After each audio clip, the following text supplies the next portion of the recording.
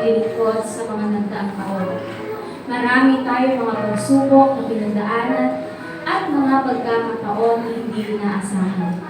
Ngunit sa kabila ng lahat, patuloy na pinaranas ng Diyos sa lugar nito na kailanman hindi niya tayo iniwan, hindi niya tayo pinabayaan, at kailanman ay hindi niya tayo pinagkulang sa lahat ng bagay.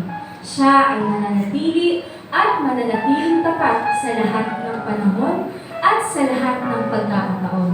Kaya naman sa araw na ito, sama-sama nating sariwain ang mga deklarasyon at pangako ng Diyos sa lugar nito sa ating paglilingkod sa mga nagdaang taon.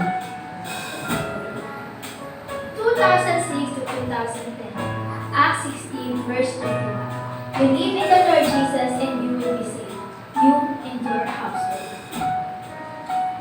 2011, now I saw, so in that land, and with the Savior, a hundredfold, and the Lord blessed him, and six verse 12.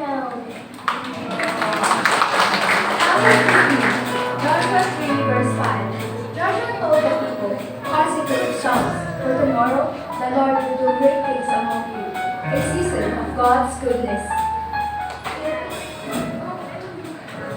Year 2016.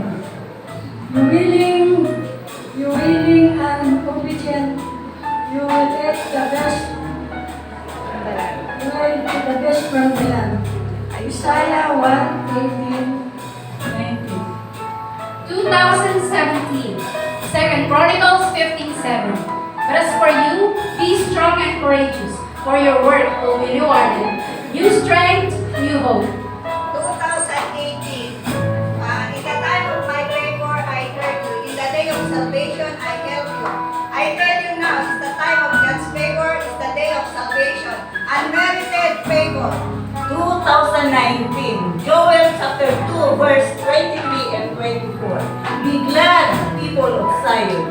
Rejoice in the Lord your God, for He has given you the autumn rain, because He is faithful. He sent you abundant shower, both autumn and spring rains as before. The threshing floor will be filled with grain, the vats overflow with new wine and oil. Season of overflow. 2022.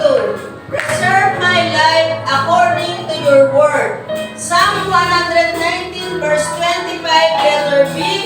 Revive us according to your word. 2022.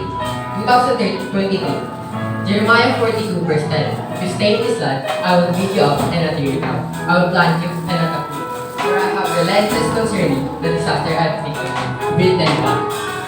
And in 2024, Psalm 133 verse 1,